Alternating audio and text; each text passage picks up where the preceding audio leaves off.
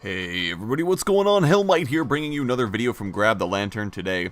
It's Tuesday, and the patch notes for patch 7.21 have just been posted, and that means it's time for another patch note rundown. As always, I'll be going through the biggest changes in the patch and letting you guys know what you can be looking forward to in the coming weeks. Patch 7.21 is a fairly small patch in terms of overall number of changes.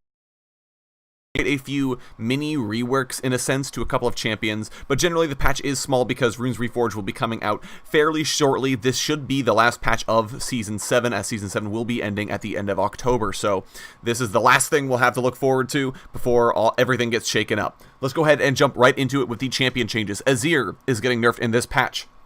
Right now, he is much too strong post-rework, especially for his experienced players. His accessibility is much up, but the problem is he's just way too strong once you actually know how to play the champion. So he is getting nerfed accordingly.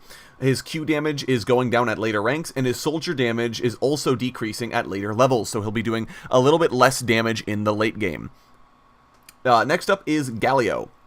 Galio is getting some interesting changes. I think overall a net power down, but sort of changing how Galio is played. Currently, he has too much baseline effectiveness as a tank. He just kind of does whatever he wants as a tank, and he doesn't play up his anti-magic damage niche enough. He's supposed to be this giant golem made of Petrocite, but he's just kind of effective against everything. So right, I've done a couple of things. First, they've generally increased his AP ratios while decreasing his base damage. His passive's AP ratio, Q AP ratio, and E base ratio are all increased. However, the base damage on E and Q have both been decreased, and the percent max HP damage on his Q now scales with AP as opposed to just being a flat 3%. Finally, his W now has AP scalings as well as MR scalings, and the damage reduction it grants is at half effectiveness against physical damage. So if Galio's getting 8% DR, for example, against magic damage, it'll only be 4% against physical damage. So Galio should feel like more of an anti-magic dude.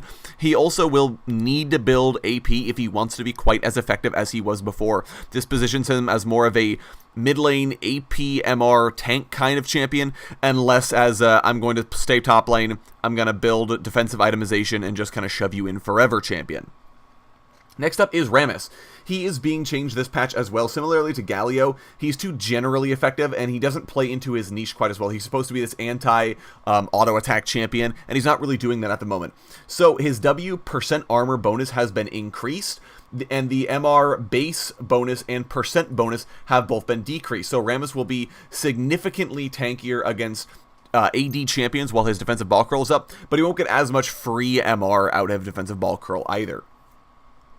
Next up, Sejuani is being nerfed in this patch. She's also a very effective baseline tank.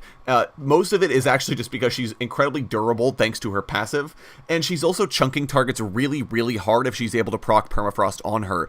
It doesn't make a whole lot of sense for Permafrost to deal a bunch of damage when Icebreaker, the second part of her passive, will also be dealing a bunch of damage at the same time. So she is being changed. Her base armor, armor growth, base MR, and MR growth have all been decreased. Her passives, flat resistances, are up, and the shield linger duration and cooldown have been normalized. Finally, her E's base damage has been halved, so Sejuani will no longer be doing as much damage just by getting the E. She will have to be proccing the passive, auto-attacking the frozen target in order to get her damage back. She should be doing much less damage, and she should be a little bit easier to kill. Next up, we have Udyr. Udyr is being buffed. He's not really carrying his weight. Even if he does manage to get to targets in the late game, which is very difficult, he just doesn't do enough damage. So Riot are giving him some buffs. Now, they have admitted that this is not going to be the be-all, end-all Udyr change, but they are comfortable with giving him some power back. His base AD growth stat has been increased to 5 per level. His Q ratio is up to 180% at max rank, and his R's AP ratio is up. So if you're going Tiger stance or if you're going Phoenix stance, Udyr will still be hitting harder in the late game.